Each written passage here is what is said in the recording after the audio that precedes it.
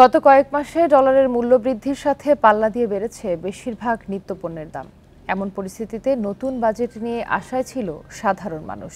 তবে প্রস্তাবিত বাজেটে দাম কমার বদলে বেড়েছে বেশ কিছু অতি প্রয়োজনীয় পণ্যের শুল্ক ও কর। এমন সিদ্ধান্ত সাধারণ মানুষের ক্রয় ক্ষমতা আরও সংকুচিত করবে বলছেন অর্থনীতিবিদেরা।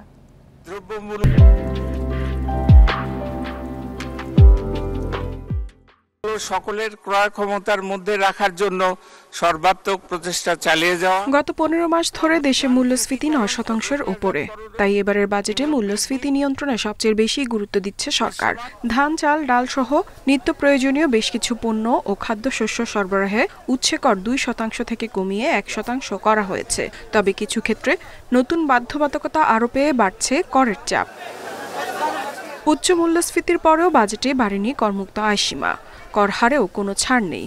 ব্যাংকে আমানত 10 লাখ টাকার বেশি হলে বেড়েছে আবগারি শুল্ক।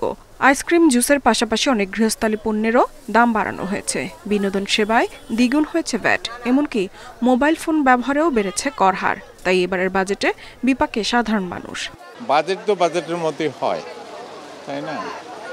বাজেট তো বাজেটের মতো হয়, এটা তো আর কম কিছুই থাকে না।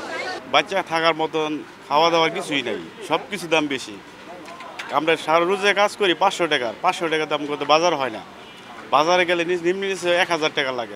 বাজেট নিয়ে সংবাদ সম্মেলনে অর্থমন্ত্রী বলেছেন, মধ্যমেয়াদে দেশের মূল্যস্ফীতি কমে আসবে। তবে অর্থনীতিবিদরা বলছেন, মানুষের আয় না বাড়লেও নিত্য প্রয়োজনীয় পণ্যের ব্যয় বাড়ায় মূল্যস্ফীতি কমার সুযোগ নেই। একদিকে হলো আপনি মূল্যস্ফীতি, আর অপরদিকে হলো মানুষের ক্রয় ক্ষমতা। ক্রয় ক্ষমতার ক্ষেত্রে আপনি যদি এই ব্যাপক পরিমাণে যদি আপনি পরোক্ষ কর আরোপ করেন, প্রত্যক্ষ কর না, কারণ 2/3 কর কিন্তু আসবে, বর্ধিত কর আসবে পরোক্ষ করের থেকে, অর্থাৎ ভ্যাট এবং অন্যান্য জায়গা থেকে।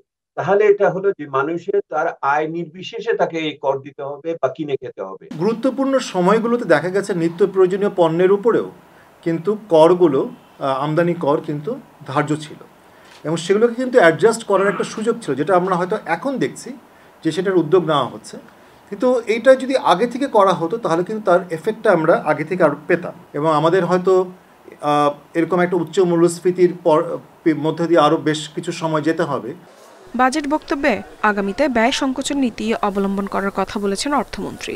এতে অর্থনীতির চলমান সংকট কিছুটা কমে আসবে বলে আশা করছেন বিশ্লেষকরা। ইফাত আরা, ইন্ডিপেন্ডেন্ট নিউজ।